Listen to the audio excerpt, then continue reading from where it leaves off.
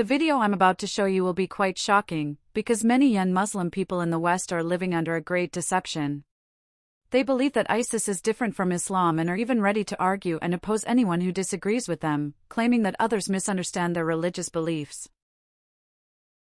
These young Muslim people are living in an illusion, convinced that their faith is one of peace rather than one that promotes violence and terror.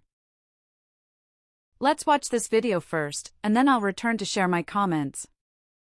I'm a Muslim, and I'm completely against ISIS and any group that does these things. I don't know if you've ever read the Quran or if you've ever been exposed to it, but the people that act in this way are going against everything that our holy book says.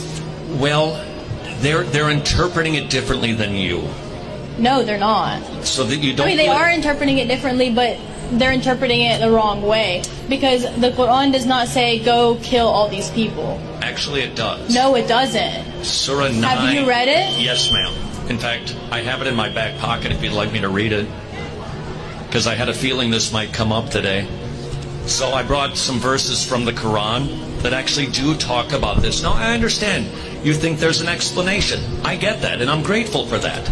But there are verses like this. Surah 9:29, fight those who believe not in Allah, nor the last day, nor hold that forbidden which hath been forbidden by Allah and His Messenger, but impose jizya, which is submission, over the infidels.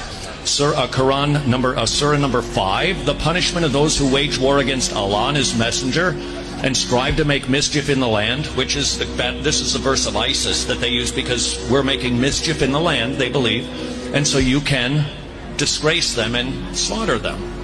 So I get that you would explain these verses away. I understand that. What many of these young Western Muslims believers don't realize is that their holy book was translated into English in a way that portrays it as a message of peace and tolerance. But now, let's look at some verses from Quran that actually call for violence and terror. And prepare against them whatever you are able of power and of steeds of war by which you may strike terror into the enemy of Allah and your enemy and others besides them whom you do not know, but whom Allah knows. Al-Anfal 8 hours 60 minutes. So Allah came upon them from where they had not expected and cast terror into their hearts, so they destroyed their houses by their own hands and the hands of the believers. Al-Hashr 59:2. And He brought down those who supported them among the people of the Scripture from their fortresses and cast terror into their hearts, so that you killed a group and took captive another. Al-Ahzab 33:26. I will cast terror into the hearts of those who disbelieve, so strike them upon the necks and strike from them every fingertip. Al-Anfal 8:12. These verses clearly reveal that the foundation of Islam is not peace, but rather the use of fear and violence to achieve its goals, a truth that many in the West have yet to recognize.